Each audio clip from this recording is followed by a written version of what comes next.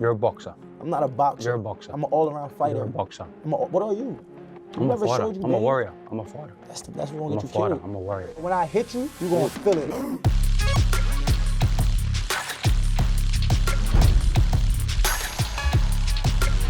What's going on, everybody, and welcome back to another episode of Combat X with Alan Dawson, brought to you by Swerve Combat, the fastest growing combat sports programming on the planet. You can find us on the Roku channel 243, as well as other fast channels like Prime Video, Fubo, Vizio, and Sling. And if you're watching us on YouTube, throw us a like, hit that subscribe channel, turn the notifications on, because it doesn't only help us grow the channel and mean we can keep on providing this type of content, interviews, TV shows, special editions. It also means you get a notification whenever there's a new highlight reel we've dropped, a fight in full, or another Combat X episode. Moving on to this week's show, we've got another double header from the sport of boxing. That's my OG combat discipline right there. And we've spoken to the former unified lightweight world champion George Kambosos, and we've spoken to the IBF light welterweight world champion Richardson Hitchens. These two talk a big game, and they hope to deliver an even bigger game in the ring at the Madison Square Garden Theatre in New York atop a Matchroom card on DAZN. And up first, we've got George. He's a charismatic Aussie boxer who can talk the talk, he walks the walk. He's been in the ring with some of the biggest dogs in the game. He beat Teofimo Lopez, he's fought Devin Haney, and he fought Vasil Lomachenko, who recently retired. So check out what George has to say, because he's got a lot to say about Richardson Hitchens and about everything else going in the sport of boxing today. This is Combat X, George Kambosos. Hey George, how's it going? Hey mate, how are you? Good to see you. This is the first time I think you and I have ever spoken. I know you. I believe so. I've never seen your face, so first time I think. There's great to connect with you. I'm looking forward to covering this fight. Yeah, I've been covering your career for a while, so I'm glad to speak to you for the first time. You're so well established in the American boxing market. I know you're a superstar in Australia as well. But what are your takeaways from dealing with guys like Teofimo, Devin Haney, and what do you think about Richardson Hitchens as another character in the American market? And what's your insights on him as a fighter and opponent? Look, when you compare Hitchens to the guys like Devin Haney, Lopez, Lomachenko, look, he's not them guys. He hasn't fought anyone to be one of them guys. He hasn't established himself to be one of them guys. So, he's a good fighter, but we see a lot of holes in him. We see a lot of basic things he does. He does some basic things good, of course, but we see a lot of holes to, open them up and put him in a position of being very, very, uncomfortable. So, look, you compare Hitchens to Haney, to Lopez, to Lomachenko, great Lomachenko.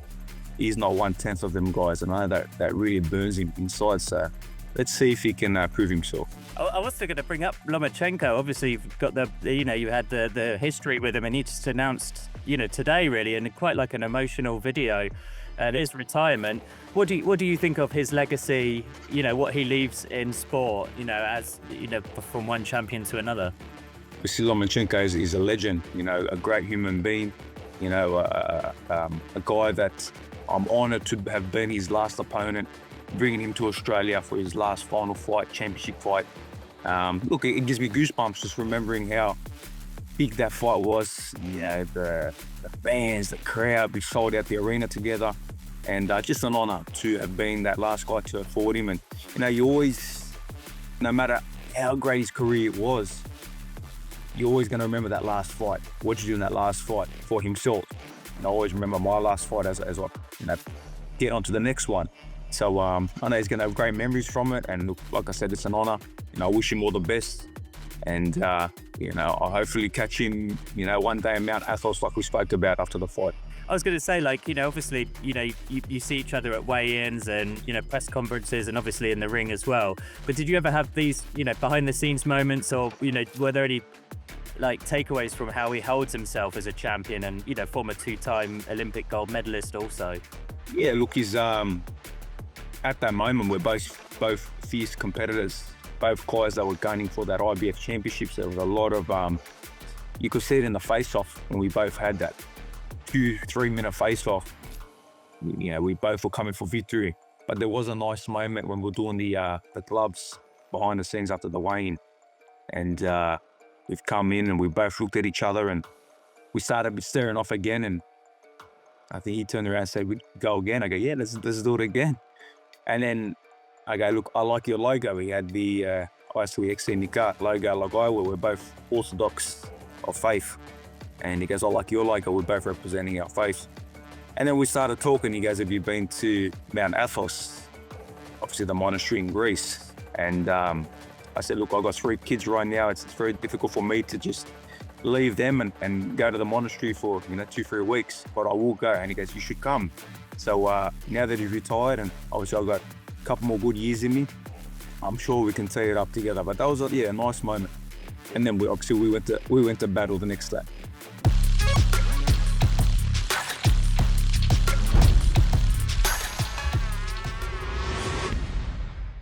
With some of the other guys you've been in the ring with, Teofimo and Haney, they've been linked with one another. Maybe they'll fight, maybe they won't. What do you think would happen if they did, finally fight one another?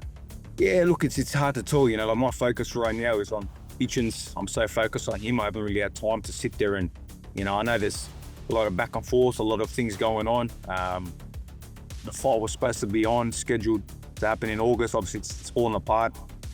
We don't know what happens behind the scenes, but again, look, I'm good friends with Devin Haney now. A lot of respect there. Obviously, me and Lopez don't see eye to eye still. No respect there, but look, it'd be a great fight. It'd be great for boxing, and look, styles make fights. You can't say who's going to win, who's going to beat who, because even though I've been in with both guys, you got to see what style gels when they're in there. They're both tremendous fighters, both great fighters, guys that I've shared the ring with. So, hopefully they can sort it out and get it done. What you say, like you're friends with Devin? His perception in America is quite odd because he had the the press build up with Ryan Garcia recently, and I was at some of these events in Los Angeles. That's kind of where Ryan's from. I was expecting booze there, but the booze just followed Devin around.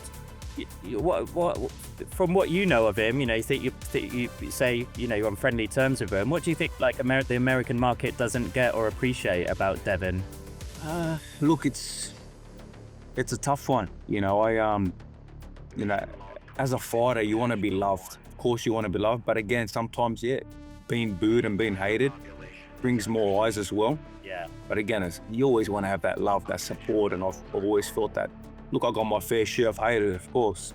A lot of people don't want to, bring fighters down and bring me down. But I'm very, very loved as well from my country in Australia, from, my heritage in Greece, and all the American supporters and, the Mexican support. And they really do love George Kambosos, especially when I come out to him for big fights here. But in Devin's case, it's a hard one because he's a guy that's, stepped to the plate and fought a lot of good guys and beaten a lot of good guys. And look, we saw what happened in the Ryan Garcia fight. It was unfortunate what happened there. Then obviously the whole suing thing, and look, maybe that could have turned off a lot of people, but he's a good guy, good team. And I don't know, boxing fans, sometimes they're up and down. They love you one minute, they hate you the next. Look at, Gervonta Davis, they love him, then they hate him. Same with myself. You have a big win, they love you. You have a loss, people turn off a little bit, come back and beat Hitchens' ass, and I love you again. I feel like you're one of the most well-supported fighters in boxing, though. I think reporters, they always have their kind of bucket list of fights, and I'm lucky enough to have travelled a lot in the world, but Australia is still somewhere I've never been. And seeing there's such a boom period, I think, right now. You've got yourself, Tim Tszyu, in MMA, which I cover also, Volkanovski, Jack Della Maddalena. Is it like a modern phenomenon, or is it just Australia just now has the combat fighters across a lot of disciplines to be able to, put on stadium fights, marquee events, and kind of capitalise on the, the fandom that has always been there? No, we've always had some good fighters, but I feel like we haven't had the opportunities to break through. And recently we have, obviously my breakthrough, with the Lopez fight, the lead up to Mickey Bailey, Selby, then that opportunity and winning the belts, that was big. That was a big opportunity and big victory. And that really captivated a lot of the Australian fans, the Greeks as well in Australia, and the whole world. So it was simple to bring a big fight back to Australia, bring a stadium fight, because the support was there. And one thing about Australia is that they love you when you're on top, so they're going to come out and support. Sometimes you look, you drop a fight, they kind of, they might not love you, but then they love you again if you're in another big fight. So, yeah, look, it's always great, doing the big fights, big stadium fights. The proof of it, done the biggest events there, brought out the biggest names, obviously, to Australia. And we'll see, my focus, like I said, is on Hitchens, and who knows what the future holds to do another big fight, in Australia. There's one thing that I think you're really good at as well, the art of the trash talk, whether it's in real life or also on social media. What do you think is the skill in having that ability on the microphone or just Twitter fingers as well? I'm very sharp with it. I'm very quirky with it. Sometimes I don't take my sense of humor as well. Sometimes I'm just being a smartass, but yeah, I'm actually quite smart with it. And I think these other guys aren't too intelligent when it comes to putting things together. The way I can talk, the way I can grab the mic and say the way it is. I'm a black, strong man. I'm not small like Lomachenko. I'm black and strong. Ooh, and I'm scary. fat. But it captivates, the fans. The fans will love it. They'll hate it. They'll get behind it. They'll want to tune in. They want to see what happens. But look, I've been these last few weeks very zoned in, very dialed in. Nothing too crazy. Like I said, Hitchens, let him talk. It's his show. It's his homecoming out. Let him do all the hard work. Let him talk. Let him try to sell some tickets. I don't know how well it's going, but it's his business. Well, did just being quick with it, and you say being a smart ass, did that ever get you in trouble before you were a fighter?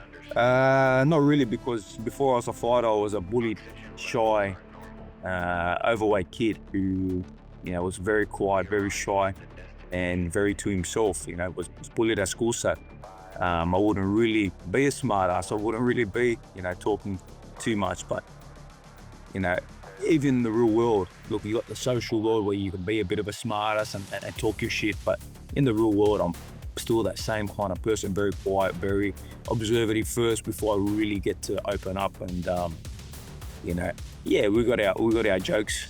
We have fun with our friends and close people, and we'd be smartasses as well with our Aussie style. But look. Not really when I was in the past. I've always been, that young, shy, overweight kid before I fell into boxing. And even when I fell into boxing, there wasn't no social media to sit there and talk shit. I was, disciplined and committed to my craft to become champion one day. Circling back to Hitchens, and are you already in America right now? How do you feel about you've had so many big fights in Australia. How do you feel about getting, another one here in the US? Because your compatriot Tim Tszyu has been, making waves in the American market like he has it in Australian as well. Yeah, look, I've been in Montreal, Canada for the last 6-7 weeks preparing, being on the same time zone as New York, away from my, luxuries of a life in Sydney, away from family, father, husband, being away from that, George Kambosos, and being into ferocious Kambosos, the fighter, the guy who's challenging the underdog again. So I've been in a state of war right now, mentality of war, physically, spiritually, mentally, and just zoned in on victory. But look, Australian boxing is doing some great things, and I'm looking forward to doing some big history again. Look, I'm the only ever Australian fighter to win a world title at the iconic Madison Square Garden. So it felt so good the first time. I have to double up on it. Yeah. That's a great place to stop it, George. I'm really looking forward to, seeing you back in the ring and covering your journey going forward. Hopefully we see each other again and again. Now we've got the first one out of the way. Best of luck to you on Fight Night, champ. God bless. Thank you.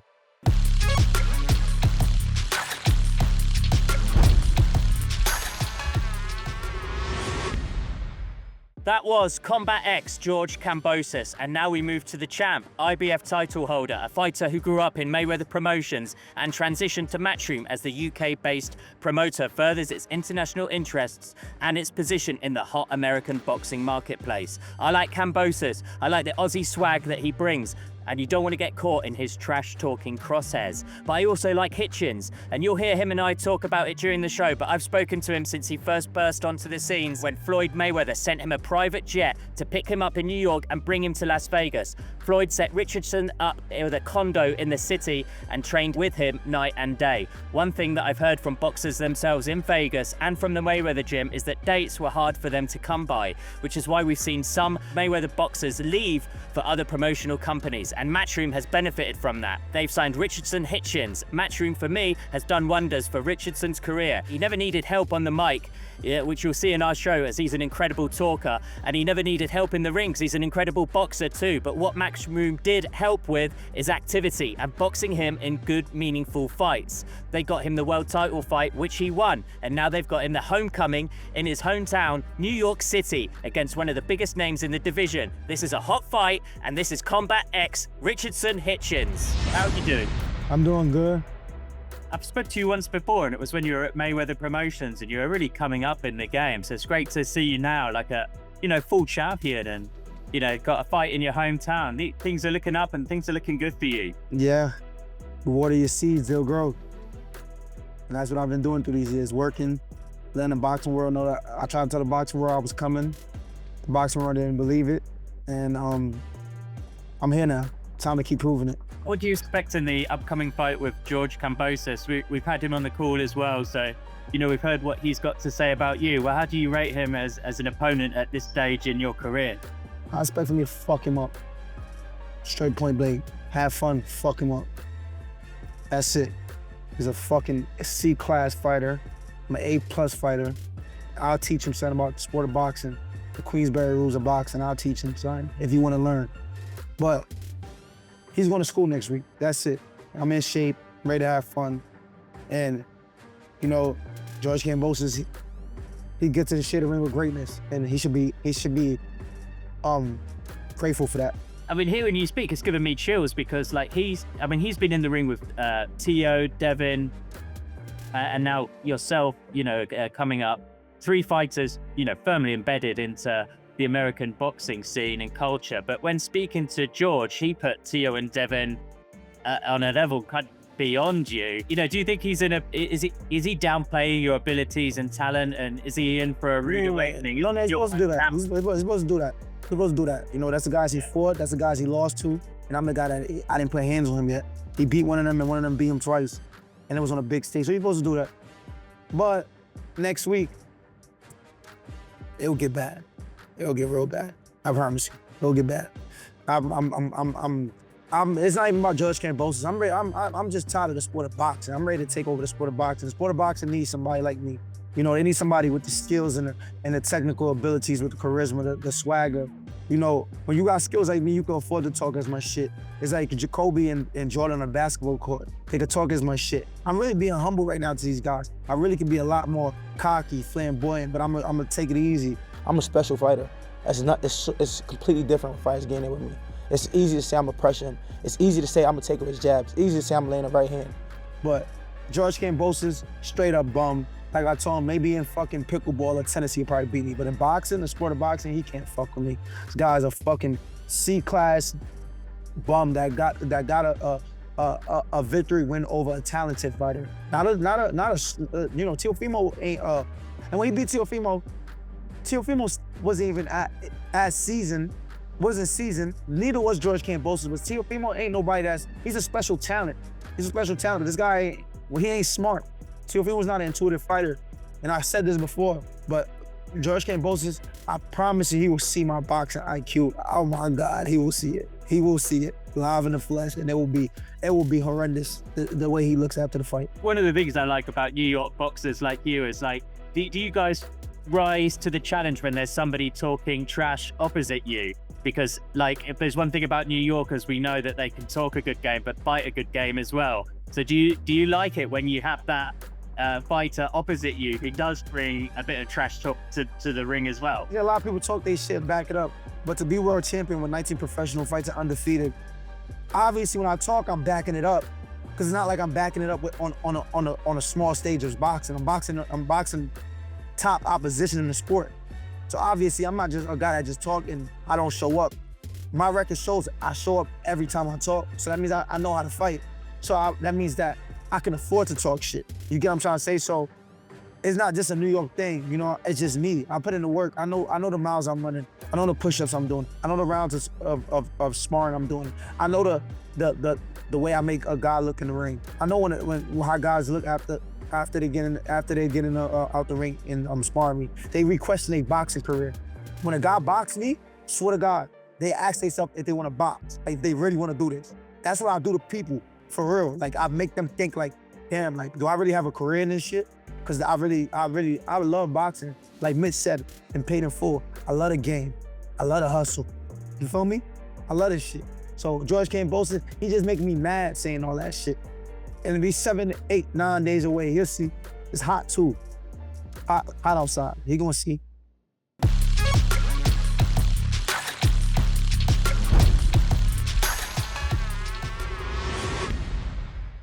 I've been interested in your, in you as a personality and as a fighter for years. Me and you, but it's been a while since we spoke. But when we did first speak, you were at Mayweather Promotions, and you were telling me about, Floyd and what he'd done in the early stage of your career. But behind the scenes, I was speaking to the people at Mayweather Promotions, and they always had their eye on you, and they really wanted to push you from an early age. But, in recent, in the last kind of 9 months, we've seen you win the world title in Puerto Rico. Now you've got this homecoming fight against George Kambosos. Is this the level you dreamed of, or is there still more to come? Oh my God, I'm going Floyd status on them in boxing. I'm about to take it big. I'm talking about we're going big. Numbers, I'm talking about we're going big. This is nothing. This is nothing.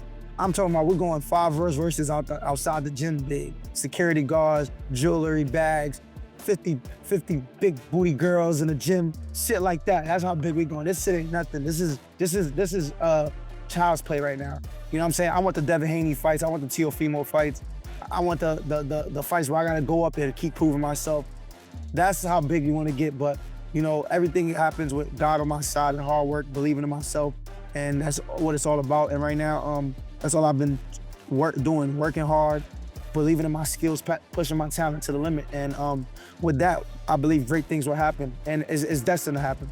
And with, from Mayweather Promotions to Matchroom, how was the adjustment going from, one, really big promoter in the US to a promoter who kind of promotes all around the world? We've heard Shakur Stevenson, praise Eddie for the way he, talks positively about fighters and really pushes them to the forefront. What's been your experience in that transition from one to the other? He gave me opportunity and structure, and that's all I ever wanted in my career. All I wanted in my career was to know when I'm done fucking somebody up in a fight and I'm in the back, the day after, the next week after, I just want to know when I'm gonna fight again. With Mayweather Promotions, I didn't have that. With Eddie, I have that. After this, I know when I'm gonna be back in the ring. When I'm supposed to be back in the ring, everything goes well. Where everything go well, I know how much my money's gonna be. I know it's more structure in my career, so now it's more something to look forward to. I know how much time to play, to chill, have fun, travel, do what I need to do, live a regular life, enjoy my life, and then I know when it's time to get back into the gym and start training. With Mayweather Promotions, I would be in the gym training, and I wouldn't even be knowing if I'm fighting or not. I would just be kind of, waiting for a phone call. It's kind of like, I'm just waiting to see what's going on. But with Eddie, I have more structure, and I have big, and every opportunity get bigger and bigger and bigger. From the first fight with Eddie to the Zepeda fight, to me fighting for the world title, and to me, fighting MSG at home. Every opportunity gets bigger, and I think that's how a young fighter career should be. Yeah, that looks like it. I mean, from what you're saying, that's exactly how it's been playing out as well. Have you been keeping an eye on Mayweather Promotions since then? Because they've lost a few key fighters, John Ingram, Jalil Hackett obviously came to Matchroom as well. They've still got Kermel, who's really a red-hot American prospect coming up, just turned 19 years old. But outside of that, maybe John Easter, they did have a chance to have such a core group of young American fighters, and well over half of them have now gone, to other organizations. Yeah. Dumb business mistake. They should have pushed their fighters more. Especially a fighter like me. When you got something special, you're supposed to push a fighter to the moon, so you could take your business and your promotions to the moon. But they got me to a certain point, and I could never, try to throw shade at male emotions. But at the end of the day, they didn't do right with my career when it was time to. And when Eddie Hearn, you know, took upon the task, he did what he's supposed to do. And that's what happens when you have a great team. And right now I have a great team, and I'm just grateful for that. Who was the first to think of Richardson Hitchens? Oh, I forgot who was saying that. Like somebody was like in the gym, like, you know your last name is Hitchens, like Hit. I'm like, oh, that's crazy, fact. I really forgot. Maybe it was a fan, I don't know. I know people started saying it to me. Yeah, I like it. You know, I only saw it for the first time the other day, and I was like, oh my God, when you see it, you just can't unsee it now. Yeah, that's dope, right? I'm born for this shit.